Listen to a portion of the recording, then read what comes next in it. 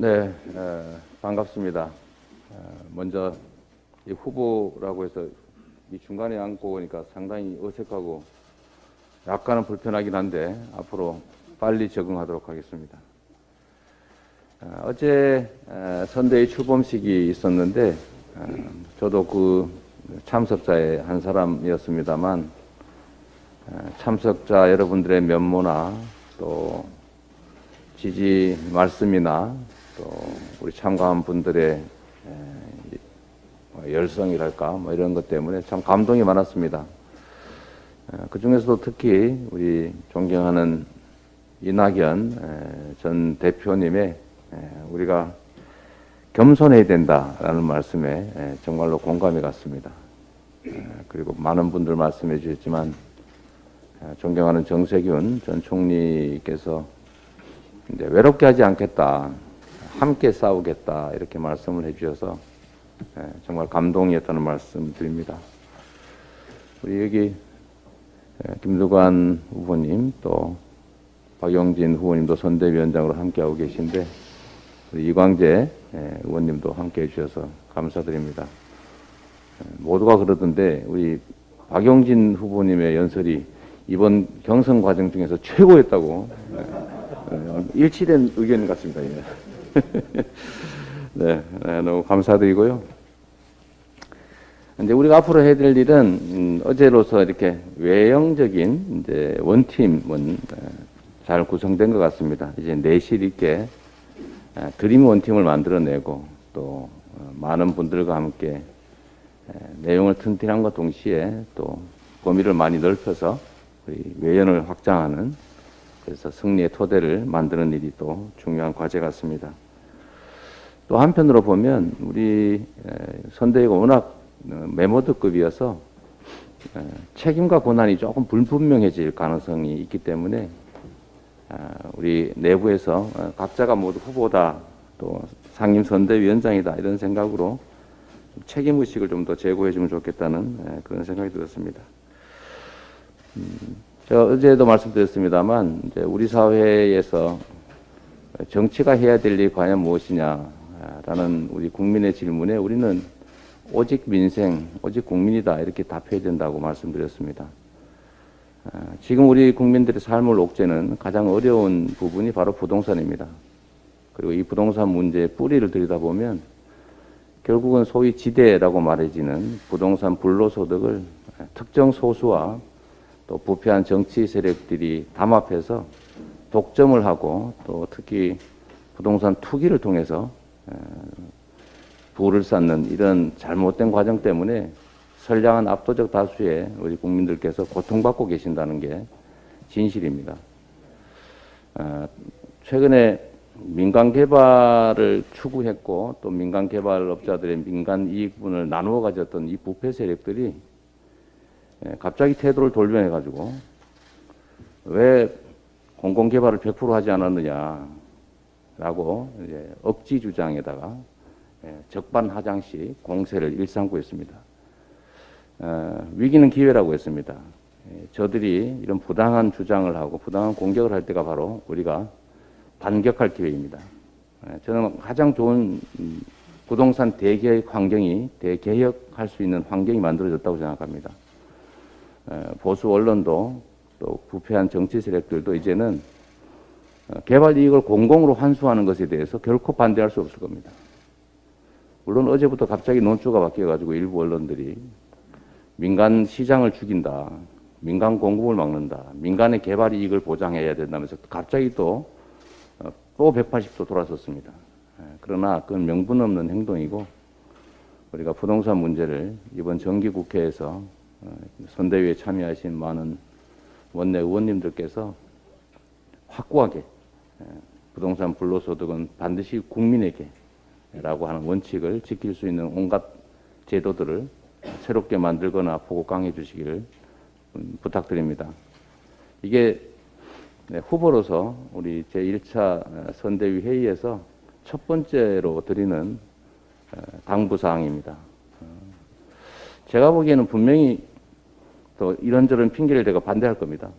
시간 끌고 저지하고 할 텐데, 그러나 국민들이 원하는 바이고 본인들이 주장했던 바이기 때문에 망설임 없이 강력하게 부동산 개발 이익, 국민 완전 환수 제도, 또 분양가 상한 제도, 분양원가 공개 제도 등등의 또 개발 부담금 증액, 또 뭐 여러 가지 그 전 국민의힘 정권이 만들었던 민간 개발을 용이하게 하는 제도들을 이번 기회에 완전히 좀 개정해 주시기를 부탁드립니다. 두 번째 당부사항도 역시 어제 말씀드렸던 것과 관련이 있는데, 경제를 회복하는 것이 가장 중요한 우리의 과제입니다. 기회 총량이 부족하다 보니까 경쟁이 격화되다 보니 친구가 적이 되어버리는, 경쟁이 전쟁이 되는 이런 암담한 상황이 됐습니다. 기회 총량을 늘리기 위한 우리가 성장의 회복에 총력을 다해야 되고, 그 구체적인 방법들도 함께 의논해서 제도화할 수 있는 건 제도화 좀 해주시고, 또 정책으로 만들 것은 또 정책으로 만들어 주시면 좋겠습니다.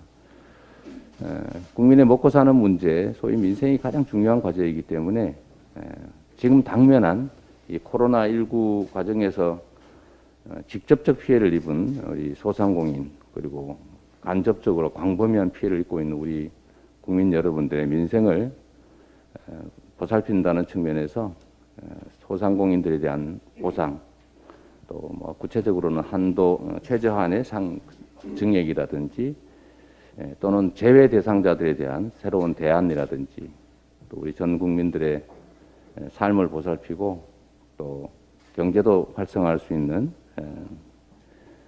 재난지원금의 추가 지급 문제도 적극적으로 추진해 주시기를 부탁드립니다.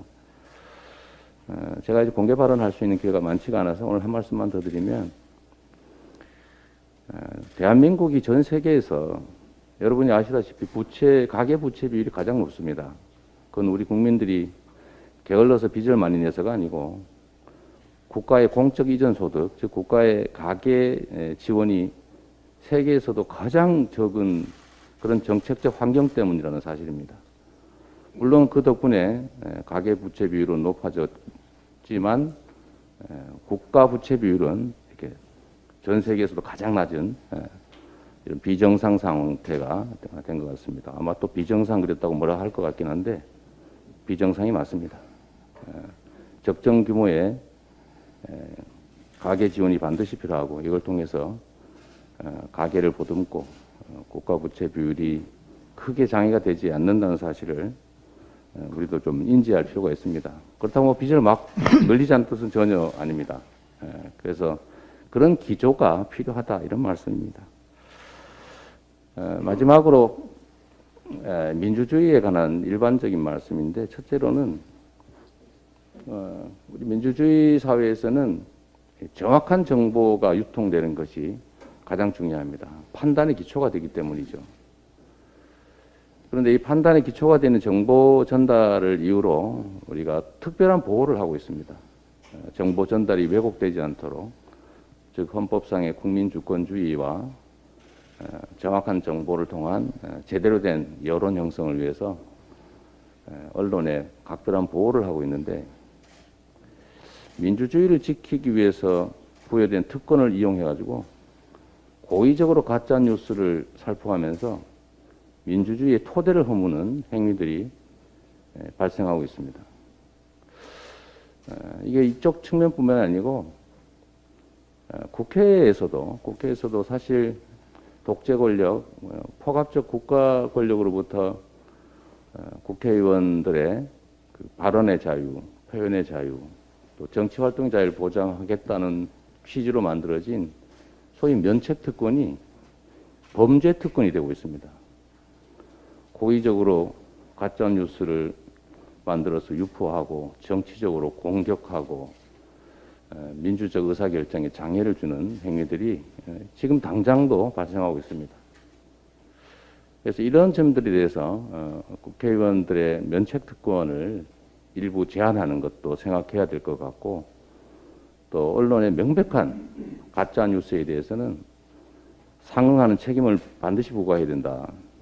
그래야 우리의 민주주의가 정상 작동한다는 그런 생각을 제가 계속 하게 됩니다. 저는 우리 국민들의 뜻을 쫓아서 이 소위 면책 특권이나 언론의 특권이 범죄를 할 수 있는 특권, 법을 어겨도 처벌받지 않는 특권으로 변질되지 않게 하는 장치가 꼭 필요하겠다는 생각이 듭니다. 앞으로 우리 선대위에 존경하는 송영길 상임선대위원장님, 그리고 우리 윤호중 원내대책위원장님, 앞으로 고생들이 많으실 테고 우리 공동선대위원장님들을 포함한 우리 선대위 간부 여러분들께서 우리 민주당의 일이 아니라 대한민국의 역사가 퇴행하지 않도록 하는, 그리고 희망과 도전이 가능한 새로운 미래, 또 오늘보다 더 나은, 내일이 더 나은 그런 나라를 만드는 일로 소명의식을 갖고 총력을 다해 주시길 다시 한번 부탁드립니다. 고맙습니다.